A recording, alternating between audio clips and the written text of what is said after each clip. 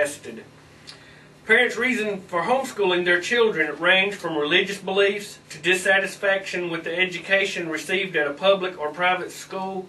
But according to the court, all California children between the age of 6 and 18 must attend either a full-time public or private school or be taught by a tutor credentialed for their specific grade level. And here is the most astonishing part of this. And this, I'm quoting Krosky.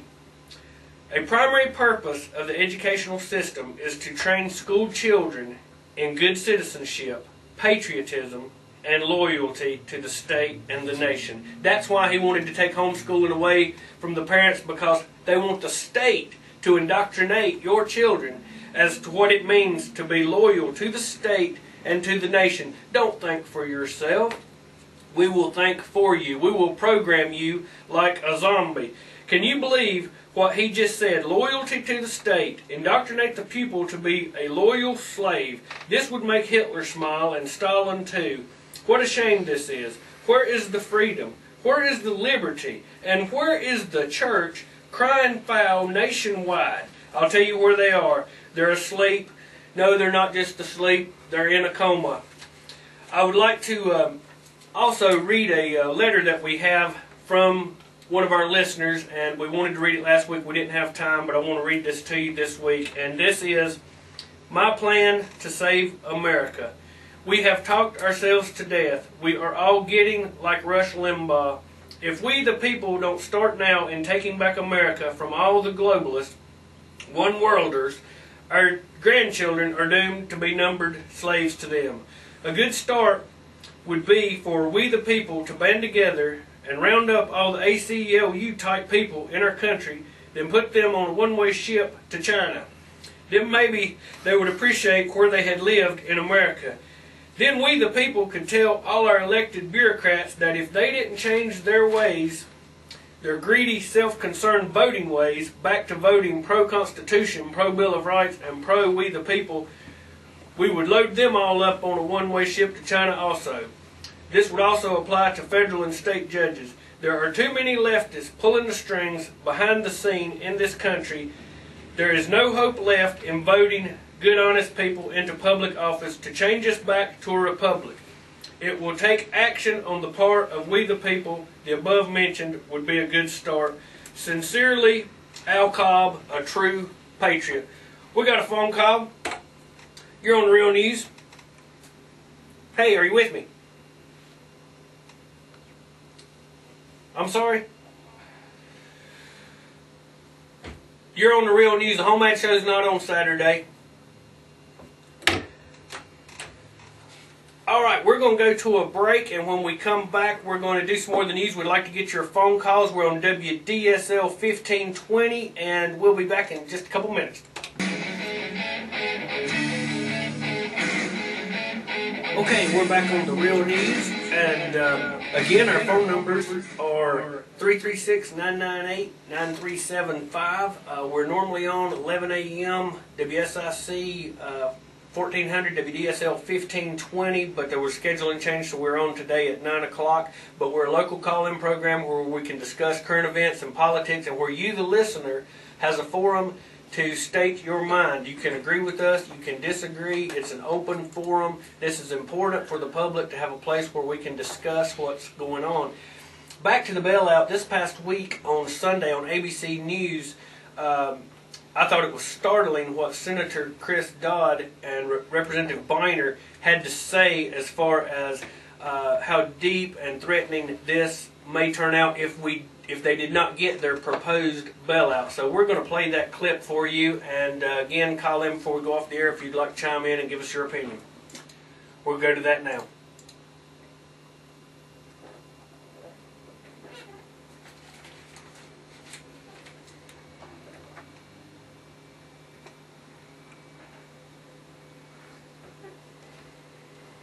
Our society, our economy, the American people's jobs, their savings. This isn't about Wall Street.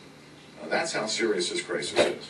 And while I hope it works, and we want it to work. There's no guarantees here. So what is it you all both think will happen? I mean, just to specify this out a little bit more, if you don't pass this bill this week. Well, this is, again, I don't want to use the language, and I don't think John does either, because the language has an impact. But let me tell you, as I said a moment ago, we've been in a lot of meetings over the years together, and a lot of critical moments. When the chairman of the Federal Reserve described the situation to us, George, there was a pause for about 10 or 15 seconds when nothing was said. The air came out of the room. It was that startling a description of where we were, both at home. So give us that description. So what George, startled you? What made you silent? You can't describe on Sunday morning how ugly this picture would look if we don't act. Why not? They're painting a pretty dim picture of how scary it's going to be if we don't go along with their taking $700 billion of America's taxpayers' money and bailing out the crooks on Wall Street that done this to us in the first place. It reminds me of, Farron, you remember when they passed the Patriot Act, the fear-mongering they used then. Oh, if you don't pass this right now, there's a terrorist under every toilet in the country. Yes, has to be done right now. No time for our representatives to read it or discuss it, and thankfully, the Congress did not go along with Bush's first proposal.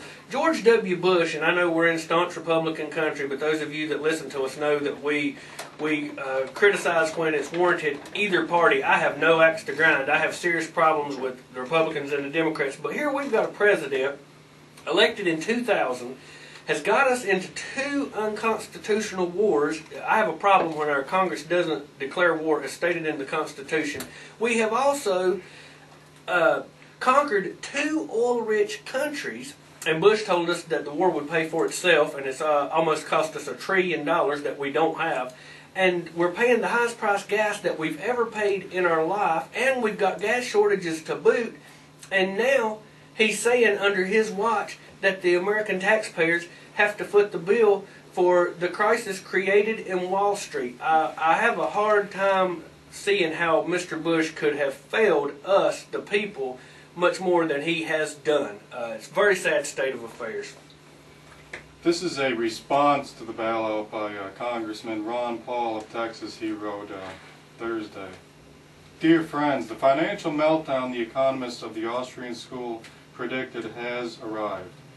We are in this crisis because of an excess of artificially created credit at the hands of the Federal Reserve System. The solution being proposed? More artificial credit by the Federal Reserve. No liquidation of bad debt and malinvestment is to be allowed. By doing more of the same, we will only continue to and intensify the distortions in our economy. All the capital misallocation, all the malinvestment, and prevent the market's attempt to reestablish national pricing of houses and other assets. Still, at least a few observations here are necessary. The President assures us that his administration is working with Congress to address the root cause behind much of the instability in our markets. Care to take a guess at whether the Federal Reserve and its money creation spree were even mentioned? We were told that low interest rates led to excess borrowing, but we are not told how these low interest rates came about. They were a deliberate policy of the Federal Reserve. As always, artificially low interest rates distort the market. Entrepreneurs engage in malinvestments, investments that do not make sense in light of current resource availability, that occur at more temporarily remote stages of the capital structure than pattern of consumer demand can support. And that would not have been made at all if the interest rates had been permitted to tell the truth instead of being toyed with by the Fed. Not a word of any of that, of course, because Americans might then discover how the great wise men in Washington caused this great debacle. Better to keep scapegoating the mortgage industry or wildcat capitalism as if we were actually in a free market. Then come the scare tactics. If we don't give dictatorial powers to the Treasury Secretary, the stock market would drop even more, which would reduce the value of your retirement account.